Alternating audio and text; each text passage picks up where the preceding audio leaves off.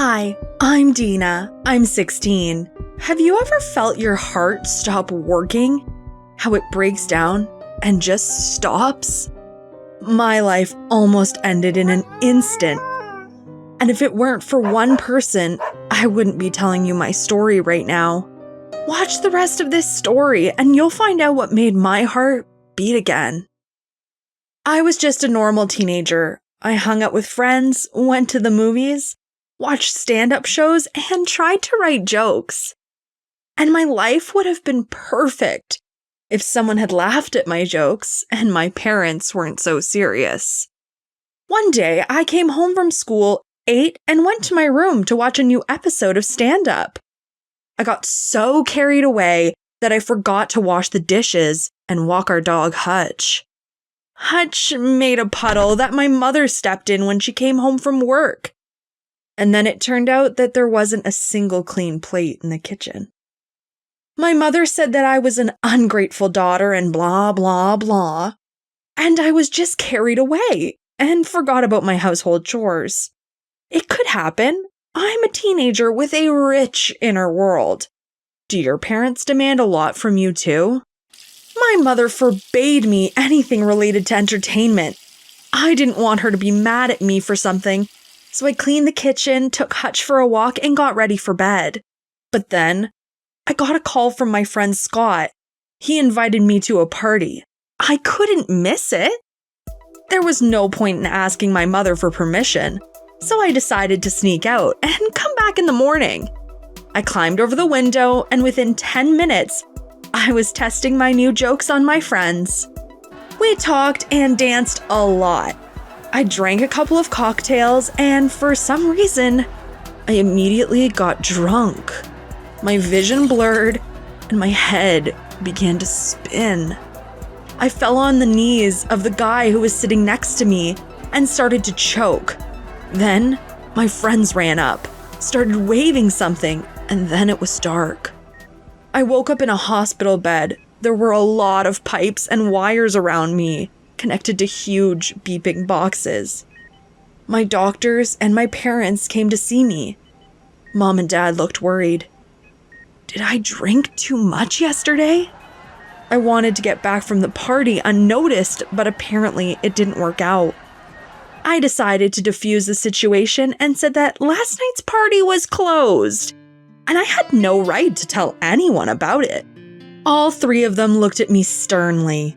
They were clearly not up to my jokes. My parents sat down next to my bed, and my mother told me that it was bad for me to worry right now.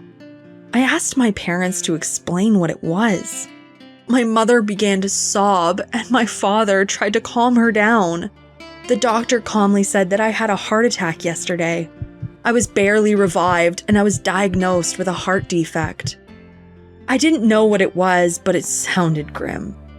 I asked if I could live with it. The doctor said I could, but without heart surgery, my life would be short.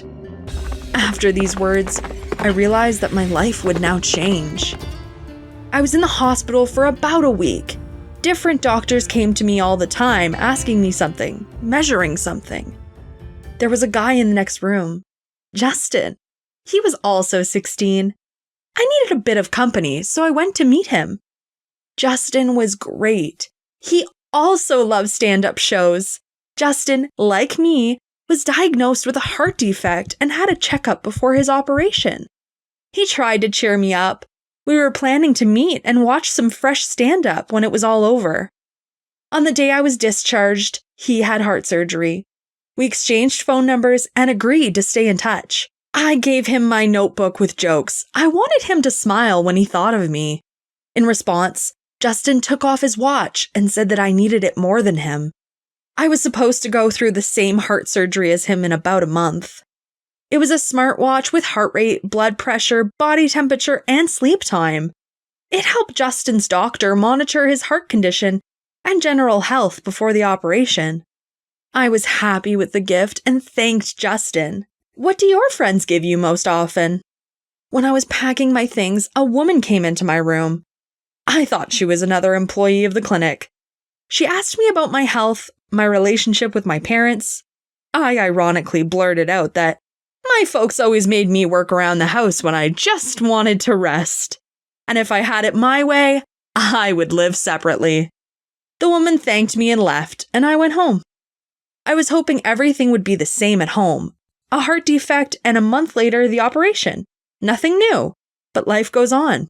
My parents thought otherwise. My teenage life was over. I was treated like a sick old lady. I wasn't allowed to leave the house, worry, eat fat, and watch the shows all night. It was torture. The doctor advised my parents to buy me a smartwatch, but I said that I already had one.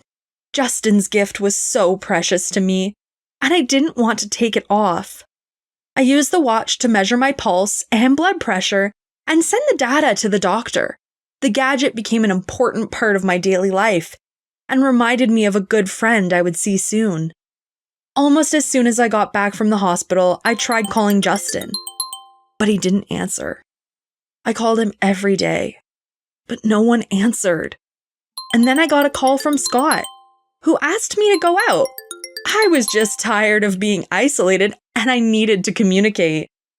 This time, I asked my parents for permission. My mother was absolutely against it, and my father locked me in my room. I started pounding on the locked door with my hands and feet and felt my heart pounding, but I didn't care. My folks only cared about my pulse and sleep. Through the door, my mother tearfully asked me to calm down and measure my heartbeat. This request made me angry, and I took off my watch and threw it on the floor with all my might. I was sick of these measurements and reports. I just wanted to live a normal life. I climbed through the window and escaped, but I didn't go to Scott's. I spent the night in a shed in the back of our house. I was thinking about how to live my life. I called Justin many times, but he didn't answer. I really missed the friendly support. Morning came and I returned home. I decided to stop fighting with my parents and talk to them calmly. My parents were sitting in the living room with the strange woman who had come to see me in the hospital. What did she want? She introduced herself as a social worker and asked why I didn't spend the night at home and how my parents were treating me at the moment. I didn't think it would go this far. My words in the hospital about slavery were just ironic. At that moment, I understood that the fate of my family depended on my answer, and I didn't want to cause any problems for my parents. I jokingly said that I decided to do some downshifting and spent the night in the barn, but forgot to warn my mother. We were doing well, and my parents only forced me to do two things: brush my teeth and wash my hands. The woman listened to me, then took my parents aside, said something to them, and then she left.